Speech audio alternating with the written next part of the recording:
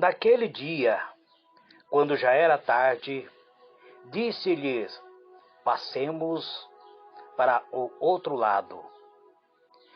E eles, deixando a multidão, o levaram consigo, assim como estava no barco, e havia com ele também outros barcos. E se levantou grande tempestade de vento, e as ondas batiam dentro do barco, de modo que já se enchia. Ele, porém, estava na popa, dormindo sobre a almofada. E despertaram-no e lhe perguntaram: Mestre, não te dá que pereçamos? E ele, levantando-se, repreendeu o vento e disse ao mar: Cala-te, aquieta-te. E cessou o vento e fez-se grande bonança. Então lhe perguntou: por que sois assim tímido? Ainda não tendes fé? Encheram-se de grande temor e diziam uns aos outros: quem porventura é este que até o vento e o mar lhe obedecem? Olá, meus irmãos, graça e paz. Eu sou vosso irmão em Cristo, Gregório Louveira, apresentador da mensagem Buscando a Sabedoria. Hoje eu quero vos falar acerca de Jesus acalmar a tempestade. O capítulo 4 de Marcos, ele traz-nos essa referência do versículo 35 até o versículo 41. O capítulo 4 de Marcos apresenta-nos Jesus contando algumas parábolas aos seus discípulos. E após ele contar algumas parábolas, ele diz para os discípulos: vão passar para o outro lado.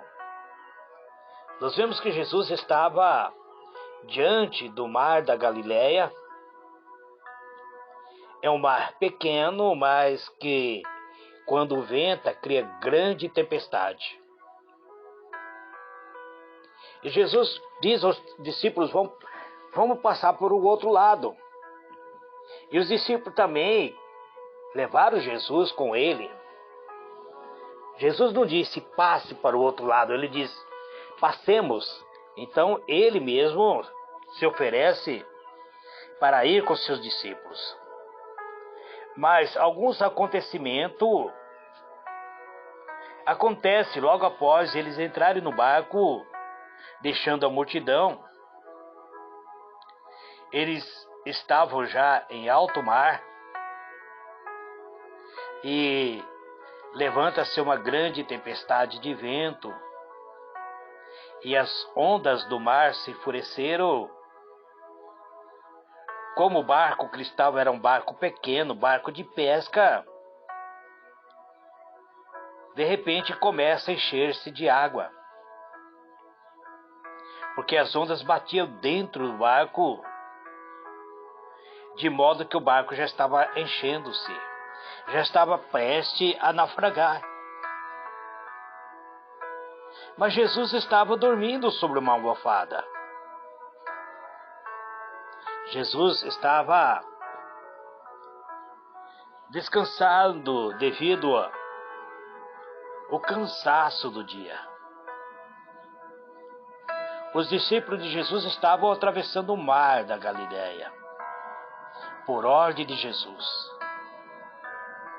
Mas o mestre, cansado da luta do dia a dia, ele dormia sobre um travesseiro.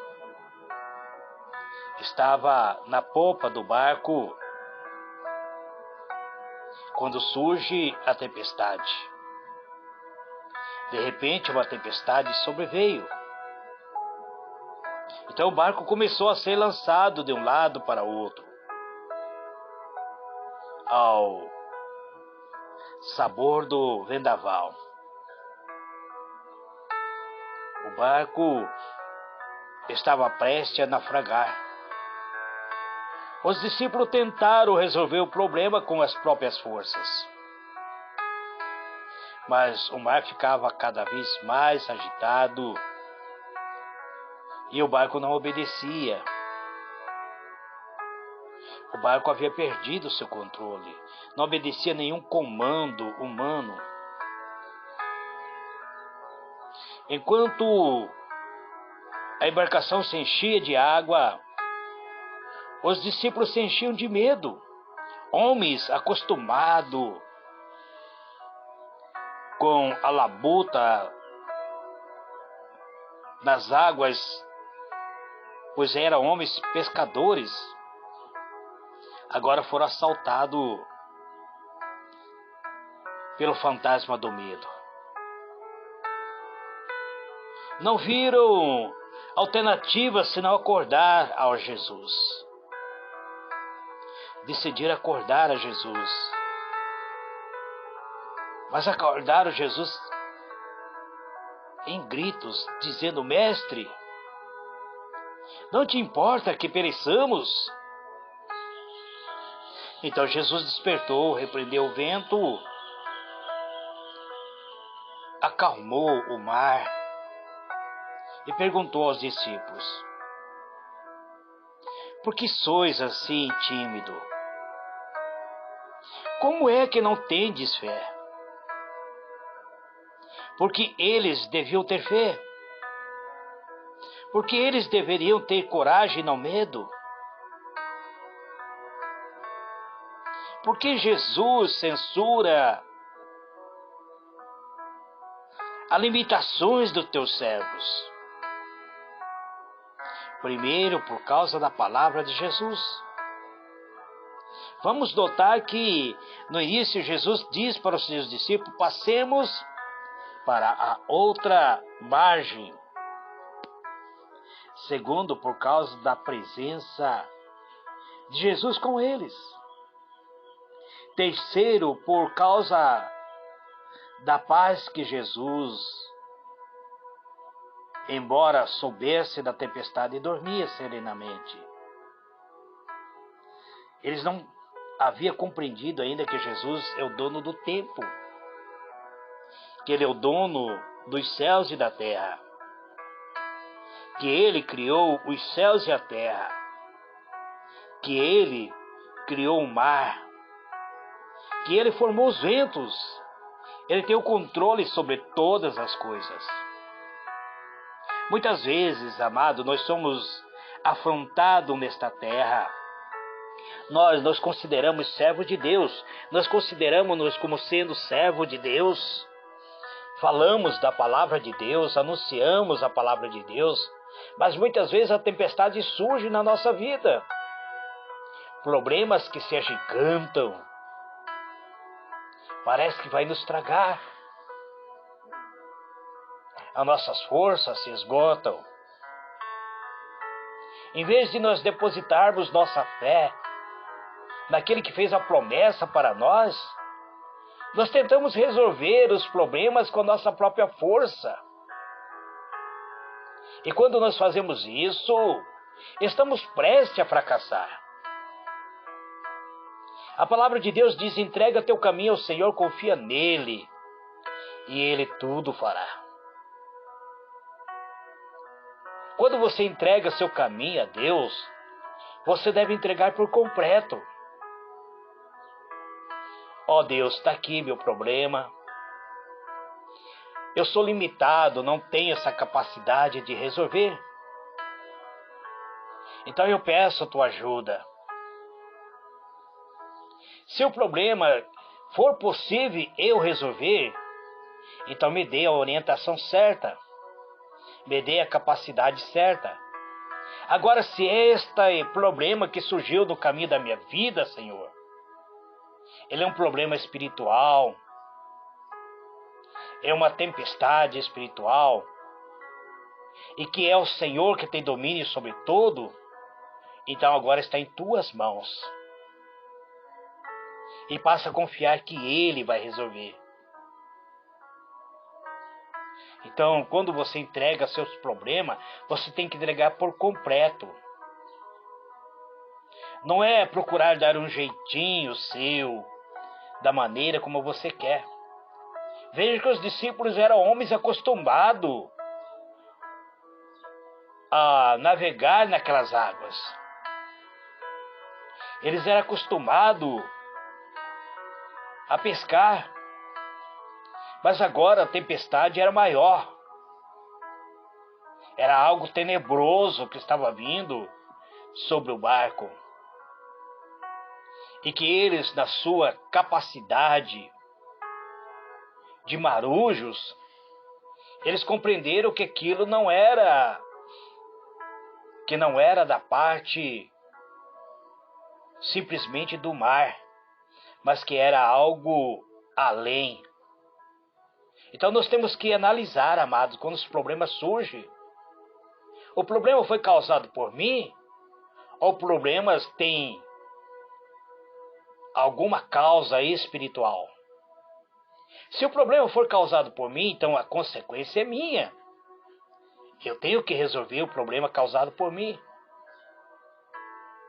Mas se eu analisar e perceber que os problemas que surgem na estrada da minha vida é espiritual, então eu tenho que entregar esse problema na mão de Deus. Então Jesus, ele embora soubesse da tempestade, ele dormia serenamente. Ele estava fazendo uma prova com seus discípulos. Por causa que ele tem o poder. Então, Jesus é o Criador da terra, do mar. Na jornada da vida, também somos surpreendidos por tempestade.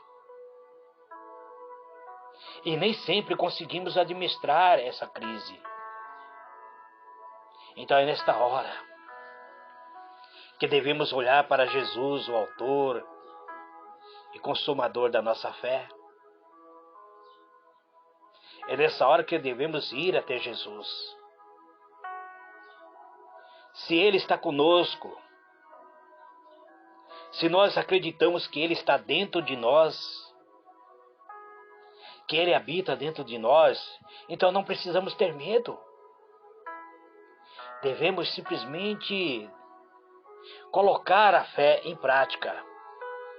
A fé, ele tem o poder. Ele tem o poder de criar. Aquilo que é impossível para nós é possível para Deus. Então acredite, meu irmão. Acredite, minha irmã. Acredite no poder do Eterno. Que Deus vos abençoe. Hoje eu quero orar por algumas pessoas. Ontem, uma irmã, ela entrou no Facebook e pediu que eu orasse por ela, por uma libertação na área do vício do cigarro. Eu estarei orando por ti, minha irmã. Quero orar pela irmã Lourdes e seu familiar, a irmã Lourdinhas, pela sua filha, pelo seu lar. Eu quero orar pela nossa irmã Magdália Sacramento, pelos seus filhos. Quero orar pelo meu lar, pela minha família, pela minha esposa, pela minha sogra. Que Deus abençoe a todos. A nossa irmã Lourdes, que receba ali a tua vitória, em o nome do Senhor Jesus. Pai Celestial, eis-me aqui, Pai, nesta manhã sublime de glória, Pai, manhã de terça-feira, 27 de setembro de 2022. Eu estou aqui, Pai, orando, fazendo a oração da fé, crendo que aquilo que é impossível para nós, ele é possível para ti, Pai. Nada é impossível para o Senhor, porque o Senhor é o Criador dos céus e da terra. Eu quero orar, Senhor, nesse dia de hoje, pela nossa irmã Lourdes Silveira, Pai. Ela pediu que eu apresentasse a ela em oração. Ela tem enfrentado, Pai, o vício do cigarro. E ela precisa de uma libertação, Pai. Se ela pede ajuda, é porque ela já tentou a sua própria maneira. E a sua maneira muitas vezes não funcionou, Pai.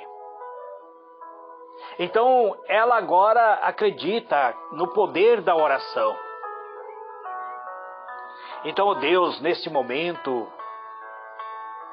eu clamo pela tua misericórdia, Pai. Que a partir desse instante, a irmã Lourdes Silveira passa a ter nojo, até mesmo do cheiro do cigarro. Aquilo que era prazeroso para ela, vai perder totalmente esse prazer, por esse vício que tem destruído o pulmão, o organismo da tua filha amada. Visite a irmã Lourdes Silveira, Pai. Parece que ela também é parente minha, porque o final do sobrenome dela é Louveira. Eu não a conheço, mas o Senhor a conhece. O seu Espírito Santo que habita em mim, que sabe todas as coisas, conhece a tua serva.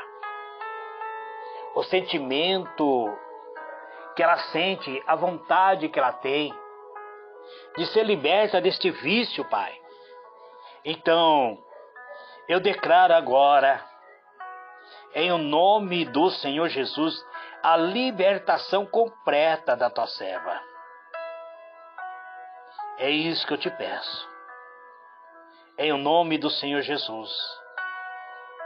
Eu clamo, Senhor, pela tua graça a favor da irmã Lourdes, a irmã Lourdinhas, tia da irmã Regiane Ferreira.